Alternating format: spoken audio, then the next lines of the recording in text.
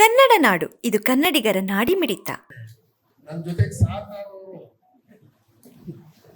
ಉತ್ತರ ಕರ್ನಾಟಕದ ಈಗ ಪ್ರಜಾವಾಣಿಯ ಏನು ಕಾರ್ಯನಿರ್ವಾಹಕರ ಕೆಲಸ ಮಾಡ್ತಾ ಇದ್ದಾರೆ ಶ್ರೀ ರವೀಂದ್ರ ಭಟ್ ಅವರು. ನಮಗೆ ಹಳೆ ಮಿತ್ರರು, ಮೈಸೂರಿನಿಂದ ರಂಗಾಯಣ ಆರಂಭ ಆದಾಗಿಂದ ನಮ್ಮನ್ನು ವಿಮರ್ಶೆ ಮಾಡ್ತಾನೆ ಬಂದಿದ್ದಾರೆ ಅವರು.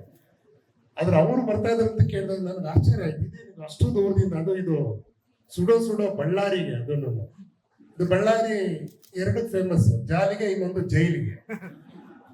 ಯಾಕೆ ಇಲ್ಲಿ ಬರ್ತಾ ಇದ್ದಾರೆ ರವೀಂದ್ರ ಭಟ್ರು? ಏನೋ ಇರ್ಬೋದು ವಿಶೇಷ ಅನ್ಕೊಂಡೆ.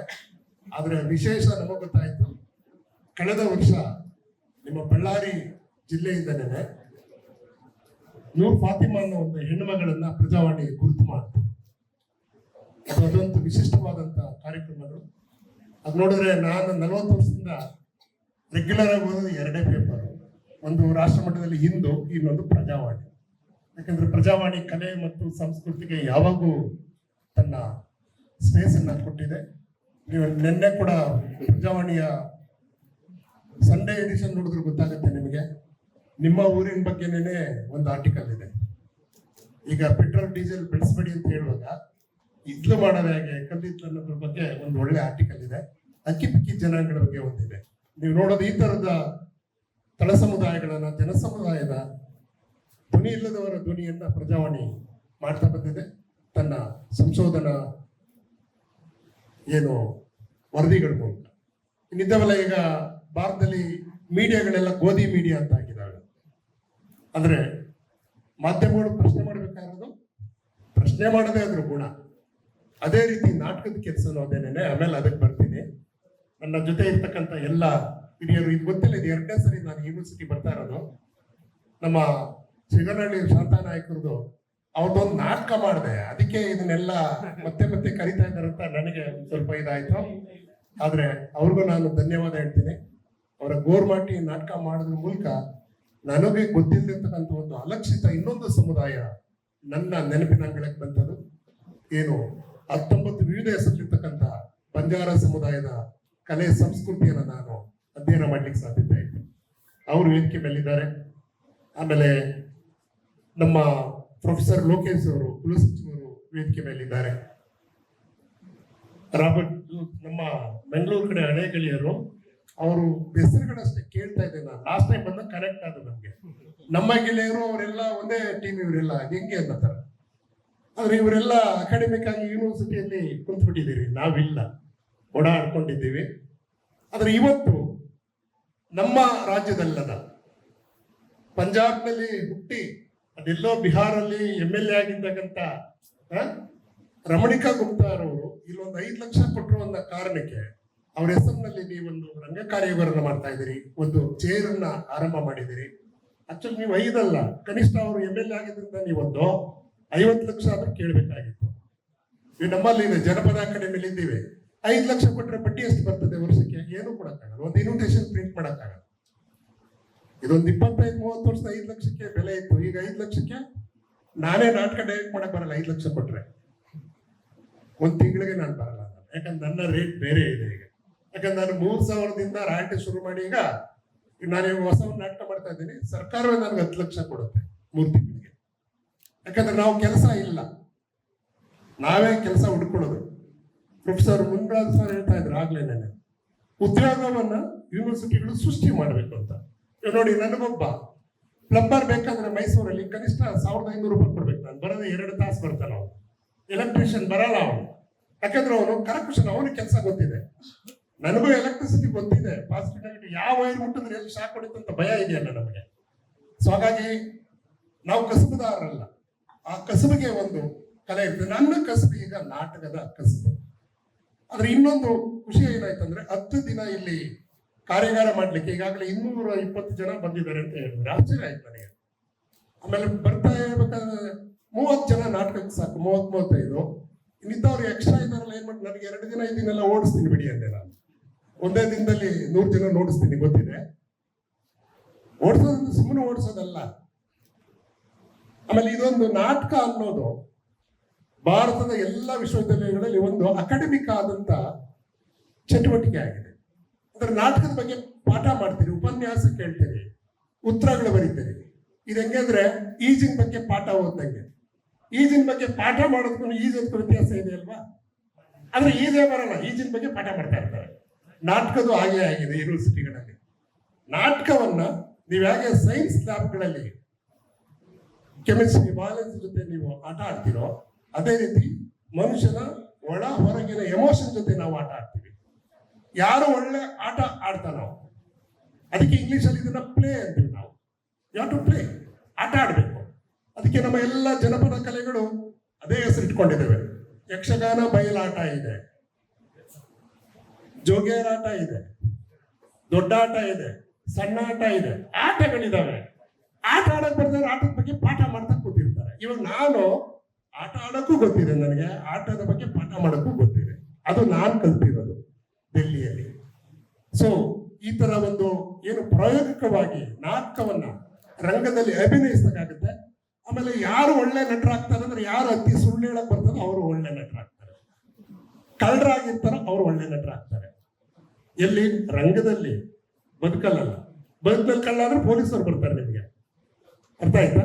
ಅಂದ್ರೆ ಇದು ನಾಟಕವನ್ನ ಏನ್ ಹೇಳ್ತಾರೆ, ಒಂದು ಸುಳ್ಳು ಅಂತ ಏನ್ ಹೇಳ್ತಾರೆ, ಬೈಕ್ಲ ಇದೆಯಲ್ಲ, ಹಾಗೆಲ್ಲ ನಾಟಕ ಆಡ್ಬೇಡ ನಮ್ಮ ಜೊತೆ ಅಂತಾರೆ. ಏನಂಗಂದ್ರೆ ಬೈಕ್ಲವಾದ, ಆದ್ರೆ ಸೃಜನಶೀಲತೆ ಇರ್ತದೆ, ತಪ್ಪಿಸ್ಕೊಳ್ಳೋದು. ಅದು ಬದುಕಿನಲ್ಲಿ ಆಧಾರ ಮಾಡೋನ್ನ ನಂಬಲ್ಲ, ಅದು ನಿಜವಾಗೂ ಬೈಗಳಾಗುತ್ತೆ. ಆದ್ರೆ ರಂಗದಲ್ಲಿ ನೀವು ಒಂದು ಸತ್ಯ ಹರಿಶ್ಚಂದ್ರ ಪಾತ್ರ ಮಾಡ್ತಿರೋದು, ನೀವು ಸತ್ಯ ಹರಿಶ್ಚಂದ್ರ ಖಂಡಿತ ಆಗಿರಲ್ಲ ಬದುಕಲ್ಲಿ. 20 ವರ್ಷ ಬಂದ್ರು ಒಂದು 2000 ಸುಳ್ಳು ಹೇಳಿರ್ತೀರಿ, ಹೌದಲ್ವಾ? ಅದ್ರ ಗಾಂಧಿನೂ ಸುಳ್ಳು ಹೇಳಿದ್ರು 1-2. ಯಾವಾಗ ಸತ್ಯ ಹರಿಶ್ಚಂದ್ರ ನಾಟಕ ನೋಡಿದ್ರು, ಆಮೇಲೆ ಪಿತೃಭಕ್ತಿ ನೋಡಿದ್ರು, ಸುಳ್ಳು ಹೇಳೋದು ನಿಲ್ಸ್ಬಿಟ್ರಪ್ಪ ಅವರು. ತುಂಬಾ ಕಷ್ಟ ಇದೆ.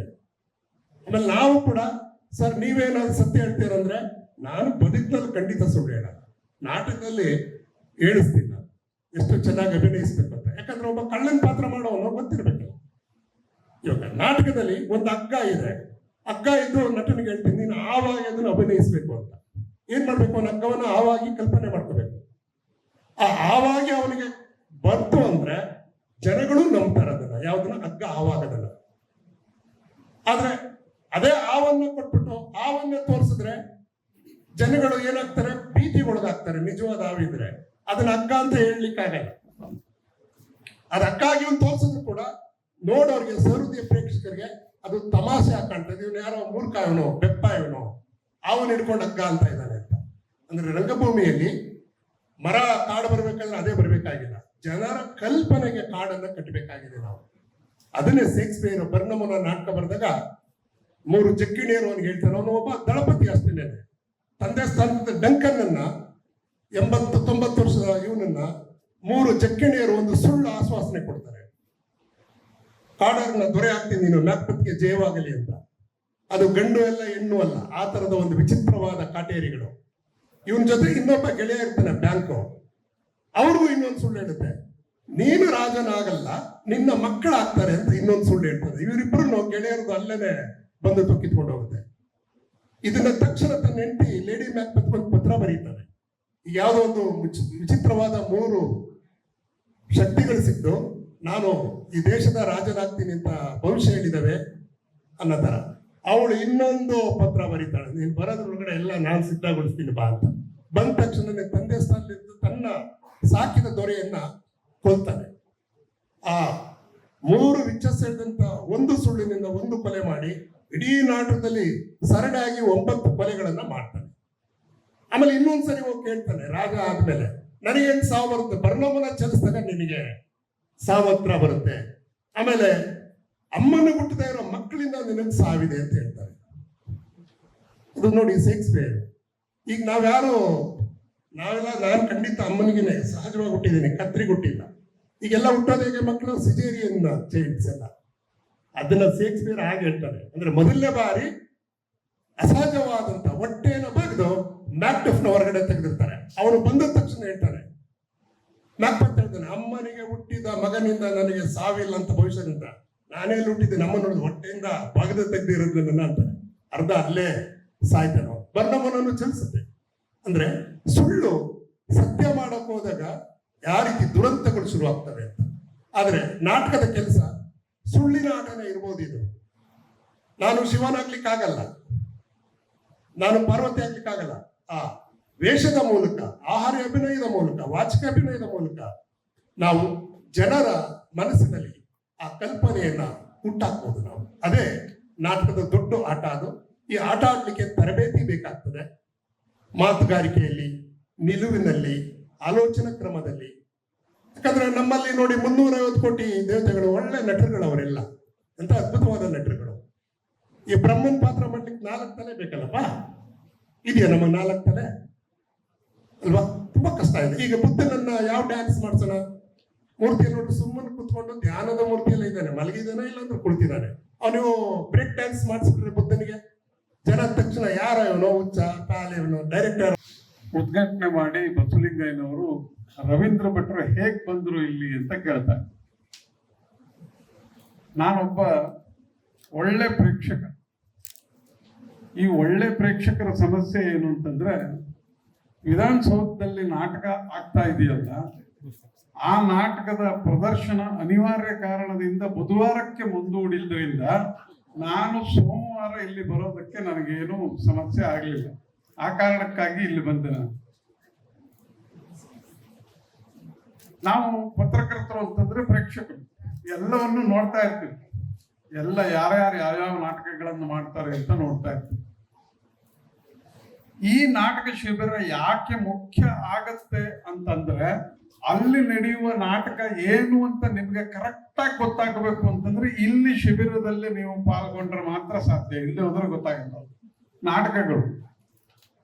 ಇನ್ನೊಂದು ಮಾತನ್ನ ಹೇಳ್ತಾ ಇದ್ರು ಅವರು, ಗೋಧಿ ಮೀಡಿಯಾಗಳು. ವೈಯಕ್ತಿಕವಾಗಿ ನನಗೆ ಗೋಧಿಯಲ್ಲಿ ಗ್ಲುಟೈನ್ ಅಂತ ಇರುತ್ತೆ, ಅದು ಅಲರ್ಜಿಕ್. ನನಗೆ ಅಲರ್ಜಿಕ್. ಹಂಗಾಗಿ ನಾವು ಪ್ರಜಾವಾಣಿ ಹಿಂದೂದವರು ಇನ್ನೂ ಗೋಧಿ ಮೀಡಿಯಾ ಆಗಿಲ್ಲ. ನಮಗೆ ಅದು ಅಲರ್ಜಿ ಆಗಿರೋ ಕಾರಣ ಇಡೀ ಭಾರತದಲ್ಲಿ ನಾಟಕವನ್ನ ಹೆಸರಾಗಿಟ್ಟುಕೊಂಡಿರುವ ಏಕೈಕ ರಾಜ್ಯ ಕರ್ನಾಟಕ. ನಾಟಕವನ್ನ ಹೆಸರಾಗಿಟ್ಕೊಂಡಿರೋದು ಕರ್ನಾಟಕ ಮಾತ್ರ. ಬೇರೆ ಯಾವ ರಾಜ್ಯಕ್ಕೆ ನಾಟಕದ ಹೆಸರಿಲ್ಲ. ಮತ್ತೆ ನಮ್ಮ ಎಲ್ಲರಲ್ಲಿ ನಾಟಕ ಇದೆ. ನಾವೆಲ್ಲರೂ ನಾಟಕ ಮಾಡ್ತೀವಿ. ನಾಟಕ ಮಾಡದೇ ಇರುವ ಜನವೇ ಇಲ್ಲ. ಹುಟ್ಟಿನಿಂದ ಬರುವ 2 ಕಲೆ ಅಂದ್ರೆ, ಒಂದು ಸಂಗೀತ, ಇನ್ನೊಂದು ನಾಟಕ. ಅನಿವಾರ್ಯವಾದ ಸಂದರ್ಭಗಳಲ್ಲಿ ನಾವು ನಾಟಕ ಮಾಡ್ತಾ ಇರ್ತೀವಿ. ಕೆಲವೊಮ್ಮೆ ಕೆಲಸ ಮಾಡ್ದಂಗೆ ನಾಟಕ ಮಾಡ್ತಾ ಇರ್ತೀವಿ, ಕೆಲವೊಮ್ಮೆ ಕೆಲಸ ಮಾಡ್ತಾ ನಾಟಕ ಮಾಡ್ತಾ ಇರ್ತೀವಿ. ನಾವು ಇಲ್ಲಿಗೆ ಬರೋಕ್ಕಿಂತ ಮುಂಚೆ ಮುನಿರಾಜು ಅವರ ಚೇಂಬರ್ಗೆ ಹೋಗಿದ್ವಿ. ಅವರು ಬೇರೆ ಬೇರೆ ಅವರು ನಾಟಕ ಹೆಂಗ್ ಮಾಡ್ತಾರೆ ಅಂತ ನಮಗೆ ಚೆನ್ನಾಗಿ ವಿವರಣೆ ಕೊಡ್ತಾ ಇದ್ರು. ಎಲ್ಲರ ನಾಟಕಗಳು ಹೇಗೆ ನಡೀತಾ ಇರ್ತವೆ ಅಂತ. ಹಾಗೆ ನಾವು ನಾಟಕವನ್ನ ಬಲ್ಲವರಾಗಿರಬೇಕು. ಅದು ಕರೆಕ್ಟ್ ಆದ ಡೈರೆಕ್ಷನ್ ನಲ್ಲಿ ಹೋಗೋದಕ್ಕೆ ತರಬೇತಿ ಶಿಬಿರ ಮಾಡೋದು ಅಷ್ಟೇ. ಕರೆಕ್ಟ್ ತರಬೇತಿ ಕೊಂಡ್ರೆ ನಿರವಾಗಿ. ಯಾಕಂದ್ರೆ ನೀವು ಕರ್ನಾಟಕದ ಇತಿಹಾಸವನ್ನ ನೋಡಿದ್ರೆ ನಮ್ಮ ಎಲ್ಲ ಚಳವಳಿಗಳಿಗೆ ಅತ್ಯಂತ ಶಕ್ತಿಯನ್ನ ಕೊಟ್ಟಿದ್ದು ರಂಗಭೂಮಿ. ಅದು ರೈತ ಚಳವಳಿ ಇರ್ಬೋದು, ದಲಿತ ಚಳವಳಿ ಇರ್ಬೋದು, ಕನ್ನಡ ಚಳವಳಿ ಇರ್ಬೋದು, ಯಾವುದೇ ಚಳವಳಿ ಇರ್ಬೋದು, ಎಲ್ಲ ಚಳವಳಿಗಳಿಗೆ ಶಕ್ತಿಯನ್ನ ಕೊಟ್ಟಿದ್ದು ರಂಗಭೂಮಿ. ಇನ್ನೊಂದು ಬಹಳ ಮುಖ್ಯವಾಗಿ ನನಗೆ ಬಹಳ ಇದನ್ಸೋದು ಏನು ಅಂತಂದ್ರೆ, ಇದನ್ನ ರಂಗಭೂಮಿ ಅಂತ ಕರೀತಾರೆ. ಭೂಮಿಗೆ ಇರುವಂತಹ ಒಂದು, ಯಾಕೆ ನಾಟಕ ಸ್ವಲ್ಪ ಹಿಂದಕ್ಕೆ ಸರಿದಿದೆ ಅಂತಂದ್ರೆ, ಭೂಮಿಗೆ ಏನು ಸಮಸ್ಯೆ ಆಗಿದೆಯೋ ಅದೇ ಸಮಸ್ಯೆ ರಂಗಭೂಮಿಗೂ ಆಗಿದೆ. ಭೂಮಿಗೆ ಹೆಚ್ಚು ಗೊಬ್ಬರ ಹಾಕಿದರೆ, ರಾಸಾಯನಿಕ ಗೊಬ್ಬರ ಹಾಕಿದರೆ ಭೂಮಿಯ ಫಲವತ್ತತೆ ಹೋಗ್ತದೆ. ರಂಗಭೂಮಿಗೂ ಹೆಚ್ಚು ರಾಸಾಯನಿಕ ಹಾಕಿರೋದ್ರಿಂದಾಗಿ ಅದರ ಫಲವತ್ತತೆ ಸ್ವಲ್ಪ ಕಡಿಮೆ ಆಗಿದೆ ಅಂತ ಅನ್ಸುತ್ತೆ. ಅದನ್ನ ತೆಗೆದು ನ್ಯಾಚುರಲ್ ಆಗಿ, ನೈಸರ್ಗಿಕವಾಗಿ ನಾವು ಹೇಗೆ ಆರ್ಗ್ಯಾನಿಕ್ ಆಗಿ ಹೇಗೆ ನಾಟಕಗಳನ್ನ ಮಾಡಬಹುದು ಅನ್ನೋದನ್ನ ಕಲಿಸಿಕೊಡುವುದಕ್ಕೆ ಈ ಶಿಬಿರ. ಬಳ್ಳಾರಿ ಬಹಳ ರಂಗಭೂಮಿಗೆ ಬಹಳ ದೊಡ್ಡ ಹೆಸರು. ಬಳ್ಳಾರಿಯ ರಂಗ ಇತಿಹಾಸವನ್ನ ನೀವು ನೋಡಿದ್ರೆ, ಬ್ರಿಟಿಷರ ಕಾಲದಲ್ಲಿ ರಂಗಭೂಮಿಯನ್ನ ನಾಟಕಗಳನ್ನು ಮಾಡ್ತಾ ಇದ್ದಾಗ ನಾಟಕದ ಮಧ್ಯದಲ್ಲಿ ಪ್ರೇಕ್ಷಕರು ಮತ್ತೆ ನಟರು ಎಲ್ಲರೂ ಒಂದೇ ಮಾತರಮ್ಮ ಹಾಡ್ತಿದ್ರು. ಮತ್ತು ಬ್ರಿಟಿಷ್ ಪೊಲೀಸರು ಬಂದ್ರು, ಎಲ್ಲರನ್ನೂ ಅರೆಸ್ಟ್ ಮಾಡಿದ್ರು. ಜೊತೆಗೆ ಇಲ್ಲಿ ಅರೆಸ್ಟ್ ಮಾಡಿದ್ರೆ ಮತ್ತೊಂದು ಊರಲ್ಲಿ ಹೋಗಿ ಮತ್ತೆ ನಾಟಕ ಮಾಡ್ತಿದ್ರು. ಅಂದ್ರೆ ಸ್ವಾತಂತ್ರ್ಯ ಚಳವಳಿಗೆ ಒಂದು ಶಾಂತ ನಾಯಕರು ಬಂದು ಸರ್ ಒಂದು ರಂಗಭೂಮಿ ಕಾರ್ಯಕ್ರಮ ಮಾಡಬೇಕು ಅದನ್ನ ಕೇಳಿದಾಗ ಯಾವ ರೀತಿಯಾದ ಕಾರ್ಯಕ್ರಮ ತಾವು ಮಾಡ್ತೀರಾ ಅಂತ ಕೇಳಿದೆ. ಸರ್ 10 ದಿನಗಳ ಕಾರ್ಯಕ್ರಮವನ್ನ ನಾನು ನಮ್ಮ ವಿಶ್ವವಿದ್ಯಾಲಯದಲ್ಲಿ ಮಾಡ್ತೀನಿ ಅಂತಂದಾಗ ನನಗೆ ಇದರ ಬಗ್ಗೆ ಆಶ್ಚರ್ಯ. 10 ದಿನಗಳು ಯಾವ ರೀತಿ ಮಾಡ್ತಾ ಇದ್ದಾರೆ ಅವರು, ಯಾವ ಯಾವ ಪ್ರೋಗ್ರಾಮ್ಗಳನ್ನ ಮಾಡ್ತಾ ಇದ್ದಾರೆ ಅನ್ನೋದು ನನಗೆ ಒಂದು ಅಚ್ಚರಿಯ ಸಂಗತಿ ಆಯಿತು. ಆಗ ಅವರು ನನಗೆ ಒಂದು ಮಾತು ಹೇಳಿದರು, ನಮ್ಮ ಮೇಡಮ್ ರಮಣಿಕಾ ಗುಪ್ತಾ ಅವರು ನಮಗೆ 5 ಲಕ್ಷ ರೂಪಾಯಿ ಕೊಟ್ಟಿದ್ದಾರೆ, ಇದರಲ್ಲಿ ಬಡ್ಡಿ ಹಣ ಇದೆ, ಅದನ್ನು ಮಾಡ್ತಾ ಇದ್ದೀನಿ ಸರ್ ಅಂತಂದ್ರೆ, ನಾನು ದುಡ್ಡಿನ ಬಗ್ಗೆ ನಾನು ಹೆಚ್ಚು ಮಾಡಲ್ಲ, ನಾನೇ ನಮ್ಮ ವಿಶ್ವವಿದ್ಯಾಲಯದಲ್ಲೂ ಅದರಲ್ಲಿ ಖರ್ಚು ವೆಚ್ಚಗಳನ್ನು ಮಾಡಿದ್ರು ನಾನು ಅದರ ಬಗ್ಗೆ ತಲೆ ಕೆಡ್ಕೊಂತಿಲ್ಲ. ನಮಗೆ ಈ ಕಾರ್ಯಕ್ರಮ ನಡೆಯುವ ಒಂದು ಒಳ್ಳೆಯ ಪ್ರಸಂಗ ಆಗಬೇಕು, ಇದು ಜನಗಳಿಗೆ ನಮ್ಮ ವಿದ್ಯಾರ್ಥಿಗಳಿಗೆ ತಲುಪುವಂತ ಕೆಲಸವಾಗಬೇಕು. ನಾವು ಎಷ್ಟೇ ದುಡ್ಡನ್ನು ಖರ್ಚು ಮಾಡಿದ್ರು ಇದಕ್ಕೆ ನನಗೆ ಒಂದು ಆಸೆ ಏನಾಗಿದೆ ಅಂದ್ರೆ, ನಮ್ಮ ವಿಶ್ವವಿದ್ಯಾಲಯದಲ್ಲಿ ಈ ಪ್ರದರ್ಶನ ಕಲಾಮಂದ ವಿಭಾಗವನ್ನ ಬಹಳ ಅತ್ಯುತ್ತಮವಾಗಿ ಕಟ್ಟಬೇಕು ಅಂತ ಬಹಳ ಆಸೆ ಆಗಿದೆ. ಯಾಕಂದ್ರೆ ಇಲ್ಲಿ ನಮ್ಮ ವಿಶ್ವವಿದ್ಯಾಲಯದಲ್ಲಿ ಈ ಪ್ರದರ್ಶನ ಕಲಾ ವಿಭಾಗಕ್ಕೆ ಒಂದು ರಂಗಭೂಮಿಯ ಥಿಯೇಟರ್ ಸಹ ಬಯಲು ಮಂದಿರವನ್ನು ನಿರ್ಮಿಸಬೇಕಾಗಿದೆ.